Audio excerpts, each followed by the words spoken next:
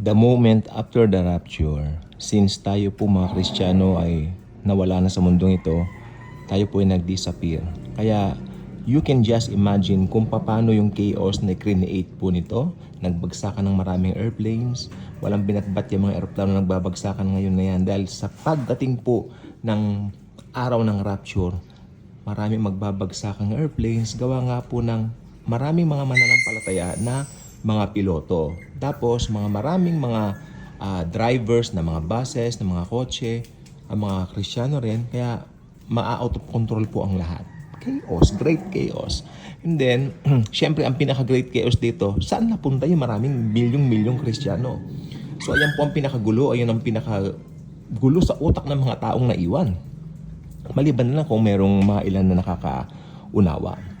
Naniniwala ko ito yung mga magiging tribulation scenes sa hinaharap. And then, ang pinaka-focus po natin sa video ito ay ang paglabas ng isang figure. Isang lalaki na nagmula sa Europa. Bigla siyang mag-o-offer ng mga solusyon. Mantakin po ba ninyo? Lahat ng mga leaders ng bansa, saludo dito. Lahat ng leaders ng relihiyon, saludo dito. Napagkaisa niya ang mga bansa. Dahil meron siyang offer na solusyon sa bawat gulo na nangyayari sa mundo na mga panahon na yan. Kaya nga po naman ang mangyayari po dito, magkakaroon siya ng popularity na hindi pa naranasan ng buong mundo. Okay, sinong favorite artist ko? Ako po talaga The Beatles po ako. Favorite artist of all time ko siya. Elvis Presley. Mga sinauna po. Ako po, kahit pinanganak po ako ng late, ako po ay mas mahilig sa mga sinaunang awitin. Okay? So, nakita ko po kung gaano ka-popular ang The Beatles dito sa YouTube. Nakita ko may mga clippings o mga videos, documentaries po dito. Kahit saan po dinudumog, ano? Ganon din si Elvis Presley.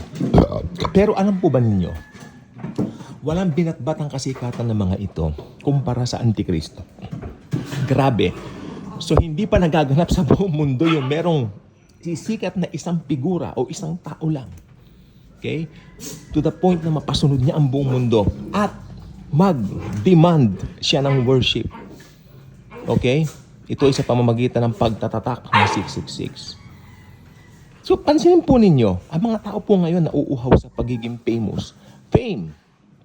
Di ba? Pera. Pero hindi nila alam ang mga ito po sa isang iglap pwedeng mawala. Amen? So, ang mundo po ngayon nakapako na po sa kung ano yung mga bagay na material. Hindi po masama ang mga yan kasi tayo po mga Kristiyano, maganda po pag na-bless po tayo. Maganda po yan. Pero ang problema po sa mga hindi mananampalataya, ito na po ang kanilang buhay. Ito yung kanilang pinagtutuunan ng pansin. Ito na ang kanilang kalahat-lahatan. Amen? Ngayon, mag-share ka ng gospel in Jesus, ayaw nila. Pagtatawanan ka pa So ito po talaga yung nakakalungkot na mga pangyayari. Lalo na po tayo mga nangangaral ng salita ng Diyos. Ilang beses po kami pinagtawanan, being taunted upon, tapos kulang na duraan kami sa mukha. No? Basta wala ng COVID, pwede. Di ba? So, kung si Jesus nga di ba? Ang dami niyang persecute, dinuran din sa mukhang Panginoon Pero itong gusto ko pong sabihin po sa ating lahat. Paglabas ng Antikristo, lahat ng mga, kumbaga yung mga nangyayari ngayon, gustong sumikat ng mga tao, lahat po ng yan, patikim pa lang po yan. Pero pagdating ng Antikristo, gusto ng Antikristo, siya lang ang sikat. Wala nang sikat pa. Tandaan niyo po yan. Kaya kung ikaw ay famous ngayon, tapos hindi ka mananampalataya, pagdating ng Antikristo, tumigil-tigil ka na sa illusion mo. Dahil hindi na uubra yan sa Antikristo. Lagot ka sa Antikristo. Susumbong kita sa Antikristo. Joke. Hindi, yun lang. Yes, okay, so, kasi nakita ko lang po talaga the world itself is changing. The businesses, lahat, tingnan nyo, ang huhusay ng mga establishmento, nagsisipagbagsakan, mga eroplano nga nagbabagsakan, mga establishmento pa, hello. So, yun lang po gusto ko pong sabihin sa atin.